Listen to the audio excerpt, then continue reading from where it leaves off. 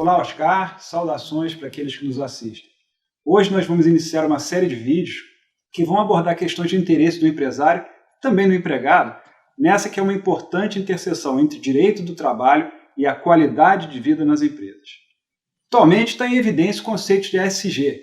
Para quem não conhece, quer dizer ambiental, social e governança, que seriam pontos nos quais as empresas deveriam focar para ter sucesso, reconhecimento, enfim, para serem empresas interessantes para o investidor. Ou seja, a empresa tem que se preocupar, dentro dessa ideia, né, com a preservação do meio ambiente, com sustentabilidade, com a promoção de boas práticas perante seus clientes e colaboradores, promover a diversidade, ser ética, responsável na sua gestão. Mas o Oscar, em conversa que nós tivemos, chamou a atenção para um detalhe muito importante. Falta uma letra aí, falta o E de emocional. É claro que a gente pode dizer que o social ele já contempla essa preocupação com o bem-estar no ambiente de trabalho, mas esse é um tema tão importante na atualidade que ele certamente merece um destaque especial. Então, Oscar, eu gostaria que você desenvolvesse isso um pouco para nós. Boa tarde, Rodrigo. Realmente esse assunto está muito em pauta hoje em dia, as empresas estão muito preocupadas, né, com essa questão, e a gente vê, sim, o social contemplando, né, as questões relacionadas às pessoas. Mas eu, como psicanalista, né, e preocupado, né, com as questões das emoções e dos sentimentos, da forma como as pessoas interpretam o mundo, eu acho que falta um destaque maior, sim, nessa questão emocional, né, quando se fala em ESG. Então, mais do que bem-estar, a qualidade de vida no trabalho envolve questões mais íntimas de cada um, sabe? Tais como o que motiva as pessoas, qual o sentido do trabalho, como o trabalho melhora a vida pessoal entre as pessoas, né? Como melhora a vida pessoal de cada um. Inclusive, para o empresário cuidar da performance emocional no ambiente de trabalho, o bem-estar é algo também relacionado a otimizar os processos. Então, não é só mais uma questão de ter uma boa relação, é preciso se falar em engajamento, ou seja, a pessoa se envolver com as tarefas e com os objetivos em cima de um sentido, em cima de um propósito.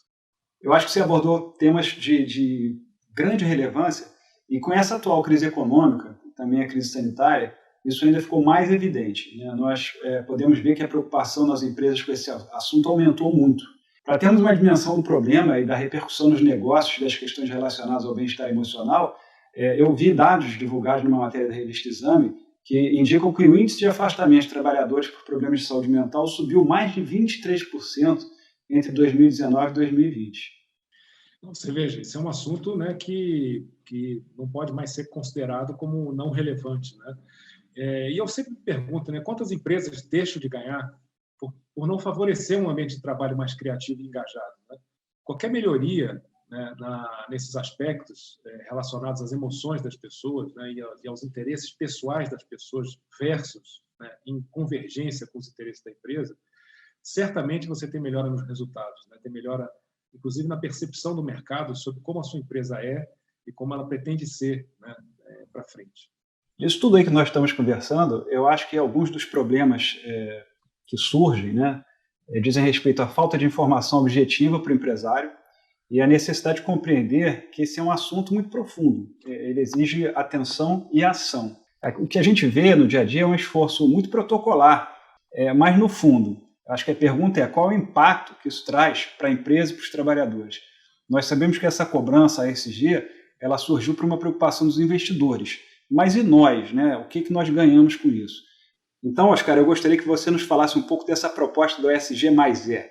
O que significa o aspecto emocional, de fato, nas relações de emprego, no dia a dia das empresas? Então, Rodrigo, tudo parte, né, de como a gente enxerga o mundo, né? Como as pessoas enxergam o mundo. Cada um tem suas lentes pessoais e a sua forma de enxergar o mundo. Então, dada essa diversidade, né, que eu enxergo as coisas de um jeito, você enxerga as coisas de outro jeito, veja que a gente tem aí uma grande oportunidade, né, que se a gente conseguir destacar essa questão emocional e fazer dela um diferencial competitivo.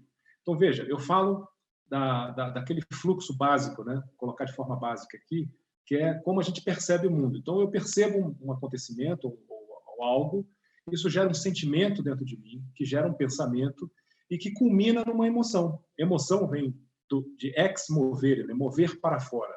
Então, as pessoas confundem muito isso, né? A emoção é que a gente põe para fora. Só que antes dela sair, a emoção, a gente tem o que a gente pensou sobre isso, o que a gente sentiu sobre isso. Isso vem muito dos nossos valores pessoais, de quem a gente é, de como a gente, né, se posiciona e de tudo aquilo que a gente aprendeu. Então, veja, qualquer trabalho que você possa fazer com que as pessoas se percebam melhor, né, as pessoas tenham uma percepção, um entendimento melhor do mundo, selecionando melhor esses sentimentos, né, selecionando melhor a forma como pensa sobre aquilo que ocorre, melhor performance emocional você consegue gerar. E isso você verifica, né, resultados muito positivos no dia a dia de trabalho. E lembrando que o trabalho não é só uma questão do seu trabalho, né, é tudo aquilo que ele representa na sua vida, né? O que você leva para casa, o que você traz de casa para o trabalho, se você tem filhos, a sua questão dos seus relacionamentos pessoais. Existe uma questão muito, muito forte no trabalho de amizades, né, de pessoas que você gosta mais ou gosta menos, ou tem mais ou menos empatia no trabalho. Então, isso tudo é muito importante, né, expandir essa questão de que cada pessoa traz uma contribuição. E aí tem uma coisa que eu sempre coloco: e se nada for feito em relação a isso? As coisas podem funcionar pior ou poderiam deixar de funcionar melhor, né? Então, não é só uma questão de padronização, sabe, de certificação, né? É muito sobre humanizar o trabalho, muito sobre humanizar a empresa, humanizar a marca, humanizar os serviços que a empresa propõe, né? E é o que eu sempre digo: o resultado disso tudo é a pessoa certa, no lugar certo, fazendo a coisa certa.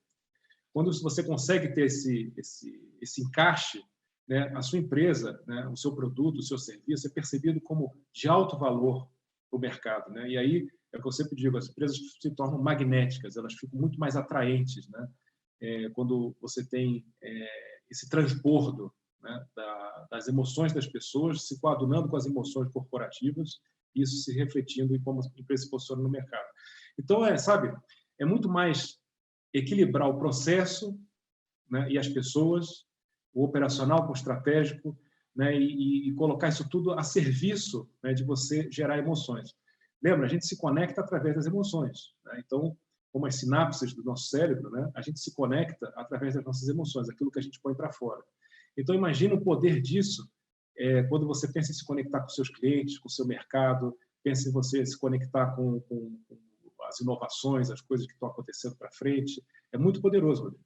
Um ponto importante é que, para o empresário melhor dimensionar essa questão, é preciso que ele entenda as responsabilidades de cada um, ou seja, empresa e empregado. A possibilidade de punir e a alternativa de promover um ambiente que iniba comportamentos indesejáveis. Ou seja, é necessário reconhecer e estimular comportamentos construtivos. O empresário e o gestor, a meu ver, eles precisam entender as regras do jogo e como utilizar as ferramentas legais de que eles dispõem, ou mesmo não utilizá-las, né? Eu acho que a gente tem que pensar o seguinte: você ter uma arma não significa que você vai ter que usá-la. Então, a nossa proposta, como a gente tem conversado, é essa, de uma abordagem multidisciplinar, conhecer a legislação e discutir alternativas para que não tenha que se pensar nos caminhos extremos, ou seja, punição, judicialização, mas sim buscar o esvaziamento dos conflitos, né, no ponto de origem. Ah, não, isso é fundamental, né? E eu sou muito fã dos ditados dos antigos, né? E tem aquele ditado dos antigos que diz que é preferível, né, sempre melhor prevenir do que remediar. Isso é uma grande verdade. Muitas vezes a gente não se atenta, né, à importância de você trabalhar preventivamente. Então, o paradigma, né, é constantemente a gente inverter esse olhar, né? Mais da pessoa para o processo, mais do operacional para o estratégico, otimizando as coisas, convergindo os porquês com os paraquês. Eu gosto muito de falar sobre para quê. Então, às vezes, a gente fica muito preso com o porquê, o importante é o porquê, vamos falar do porquê, e esquece do para quê. O porquê conecta a gente sempre, invariavelmente, com o que já passou, né? Com um senso de accountability, como os americanos dizem, de responsabilidade, corrigir o processo. O porquê tem muito esse olhar para trás. O para quê conecta a gente instantaneamente com o futuro, né? Então, se você olhar o seu fluxo de trabalho, o seu flow profissional, com esse olhar do para que você está fazendo as coisas, imediatamente você se conecta com o futuro e muda a percepção do sentido daquilo que está acontecendo, né? Isso muda tudo, né? Então, você tem uma ideia, tem uma história famosa, né, da época da corrida espacial, que os americanos gastaram uma fortuna, né, para desenvolver uma caneta esferográfica que funcionasse sem gravidade, né, que funcionasse em órbita. E foi milhões e milhões de dólares e tal. E levaram a tal da caneta lá para as expedições lá em órbita, tal, naquela época, e tiveram dificuldade para fazer funcionar, foi um projeto caríssimo. Os russos levaram lápis. Então, para você ver que a percepção e a forma como as pessoas olham e encaram o mundo mexe substancialmente no desempenho dos seus negócios, da sua empresa, né? Então, cada pessoa pode contribuir de uma forma muito rica, né, com as suas experiências pessoais e, principalmente, cuidando dos bloqueios, né, daquelas travas que as pessoas também têm, e que isso se transforme de alguma forma num potencial, faz total diferença, Rodrigo, nos trabalhos que a gente tem feito no mundo corporativo. Então, nós estamos lançando essa ideia do ESG mais e esperamos poder falar para vocês mais sobre esse assunto e os desdobramentos dele em próximos vídeos. Até lá!